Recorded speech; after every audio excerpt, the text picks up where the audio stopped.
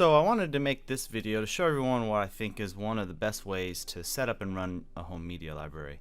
And what I mean by home media library is just a way to watch all your stored video files, like your TV shows, movies, and things like that, or personal videos, and stream them to any screen you have in your house. So whether that's a tablet, or your phone, a laptop, or a TV, a monitor, or whatever, you'll be able to watch all of your video files in one place. So what I use to do this is an awesome app/program called Plex.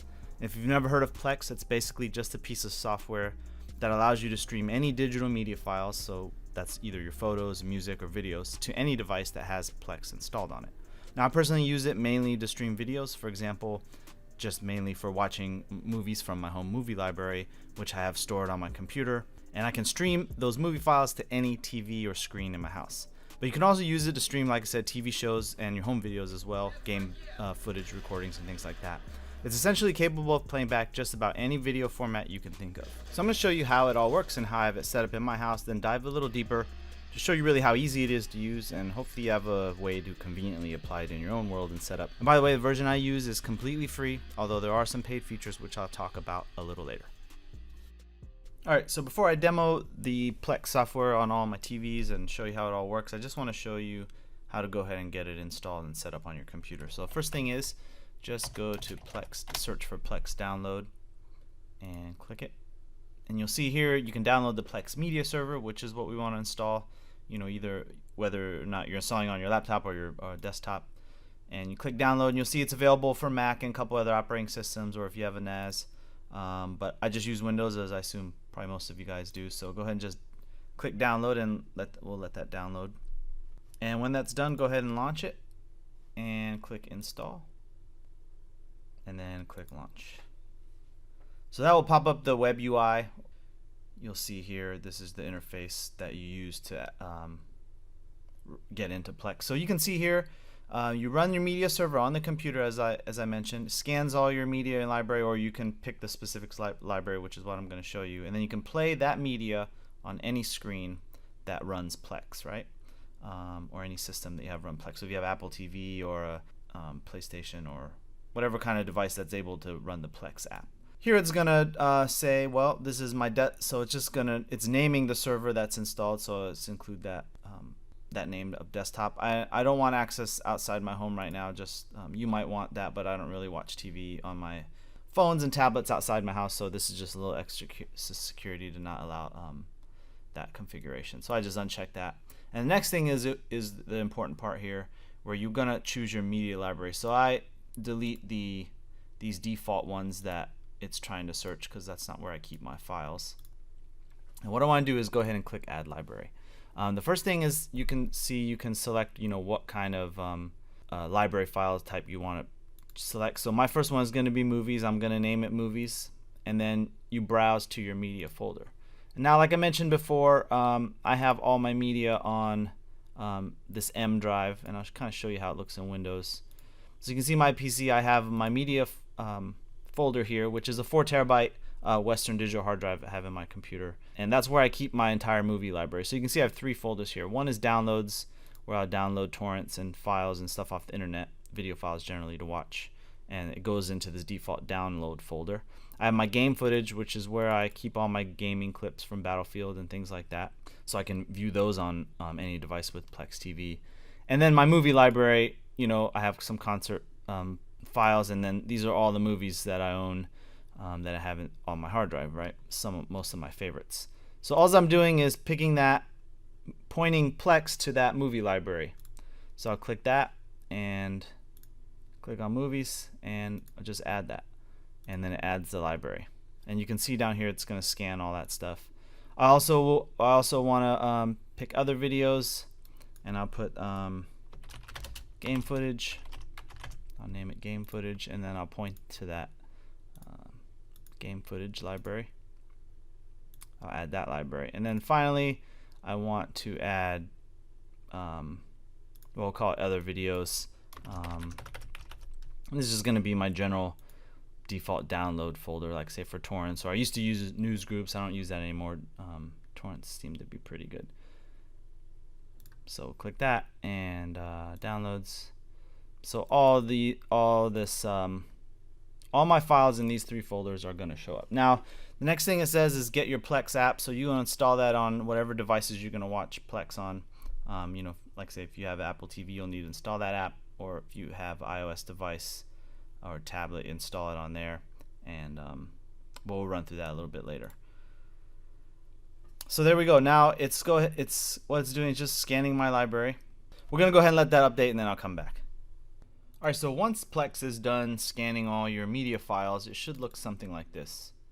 You can see I just keep Plex running down here in the system tray. I just have it start when Windows starts up. It takes about 250 megabytes of space on your hard drive, so it takes up a little bit of space, but it's really not resource intensive as far as using your CPU and everything like that when it's just kind of running in the background. Okay, so anyway, here we are, which is kind of what it looks like when it's all done. You can see these movies that I recently added, some TV shows here, and here's a video I took from my drone, and you can play it within this web browser, and you can kind of play it. Sorry, that's a little obnoxious with the sound. But what I was saying is you can play this in any web browser. So if you're on your laptop, all you have to do is go to plex.tv and you just sign in, and then you'll get this same interface, and the movies will just stream to your laptop. But anyway, the other thing is this Plex Cloud. So if you don't want to store all your movies locally on your hard drive, you can store them up in the cloud using Google Drive, Box, and Dropbox. But you just got to have a lot of space, and it takes time to transfer them up there. So you can set it up on your cloud, which is cool. But I just like having everything locally stored and controlling it just on a physical hard drive within my house. So anyways, that's what it kind of looks like as far as the web UI. You can see I have all my movies here, just ready to be accessed and streamed. And the user interface is really just it's very clean and simple. And it looks pretty nice. It's no real frills, but it's functional and it looks nice. So if we go out to the computer in my garage, I'll just show you real quick how. If I just say I go to Plex,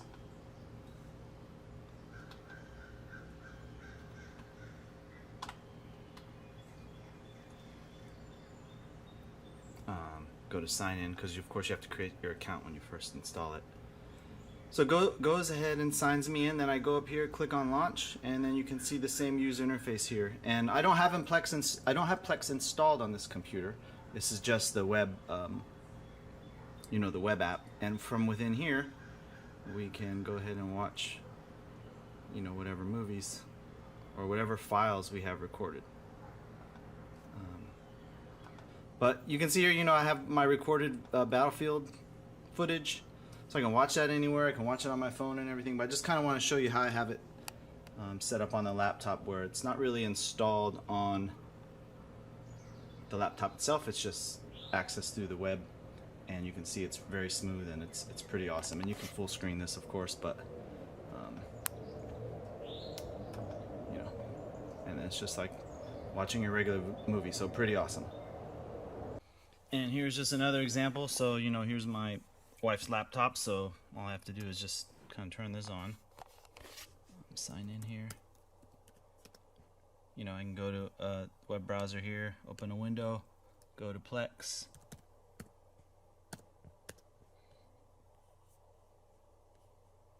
Go to sign in. Once I'm signed in here, you can just go ahead and click launch, and again you'll be presented with the web UI with access to all all your files here. So you can go ahead and watch Logan or whatever. It's very cool, works across platforms, just as long as you have that web browser. So next I'm going to show you how it looks on these Apple TVs around my house. Alright, so after your Plex Media Server is installed, there's one setting that I think is kind of important. At least I always make sure it's on. So go into Plex, go under Settings here on the left, then click on Library, and make sure this Update My Library automatically is checked. I think by default it's unchecked. So just save that, and then the way you add files now is anytime you have video files, so I have an SD card here from my video camera. You might have GoPro footage or iPhone footage, whatever you want to do, whatever kind of video file you have, you just want to make sure that you can copy it over into one of the folders and that the library is updated automatically. So here's the video file here, and I'll just go ahead and put that in my download folder. And then once that's copied in there, it's going to be available in my library. Now it doesn't do it instantly for whatever reason. It does take like about a minute before it scans. And I haven't found any way to force refresh it that I can remember. But anyways, once you put that in there, it takes about a minute, and you'll see a scan notification down here, and then the video, the file, whatever file you're trying to watch, will be available, and you'll be able to watch on any of the Plex clients you have installed. So I just want to show you that here. It'll just take a second. Alright, there you go, is the library scan complete notification, and I'll just show you over here to the screen. Sorry, the video footage is a little bit bad, just my webcam, but you can see here the file shows up as recently added, and then you can just go ahead and play it. So again, I know it doesn't look very good, it's just a webcam, but that's how you add files and make sure, and that's the setting that makes sure your library, is automatically just updated. So that's a setting I like to make sure that's turned on. So I'm here in my living room, and once you kind of have the Plex media server installed on whatever computer that you store all your movie library video files on, you can go ahead and download the Plex app, which I'm going to show you here on whatever device you have connected to your TV. So if you have a PlayStation, the Fire Stick, just about any device that has apps is going to have the Plex app. I'll show you a screenshot here online on the Plex website that shows all the different boxes and media consoles and stuff that can run Plex. Pretty much everything can run it. But let's just take a look here. What I'm going to do is I'm going to install it from the App Store, so kind of run you through the setup process and then just show you what it looks like and how easy and awesome it is really to use. Alright, so first thing is just go to the App Store here, and I'm going to download it.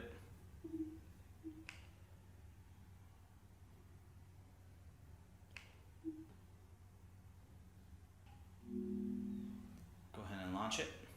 So here you see the intro screen, your personal media stream to all your screens. And here we're just looking at my TV screen, my main screen in my living room. So I do have an account, so let's go ahead and sign in. Alright, so I'm signing in my iPad here. I'm just going to enter YV9P. Alright, so the account's linked. But you can see these are the available servers. So like I was saying, if you have a laptop that has multiple laptops that might have media that you want to stream, you just install the media server on that laptop and they're going to show up here. So again, my main media library is just on my desktop, and when you go in here, you're going to see a similar UI. These are all the recently added movies, some TV shows and stuff, other older movies, my personal video files here. Me kind of just recording myself doing some real racing.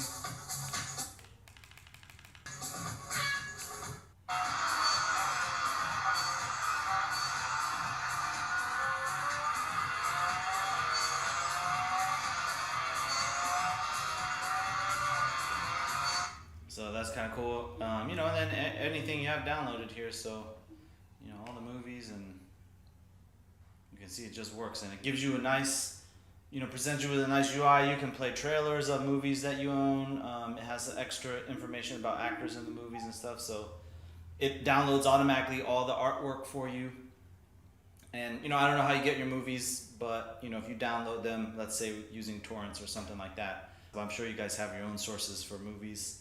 But however you get your files, Plex is the way to view them. To me, it's like the most uniform way to view them across all your screens and devices. It can play, these are MP4 files I just took of my buddy's tree company. They were chopping down this huge tree.